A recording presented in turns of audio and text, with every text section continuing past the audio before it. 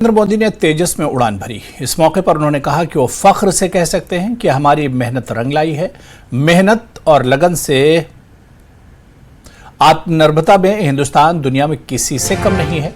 वज़ीर-ए-आज़म ने इस सिलसिले में air force, DRDO, Hindustan aeronautics limited और मुल्क के लोगों को मुबारकबाद दी।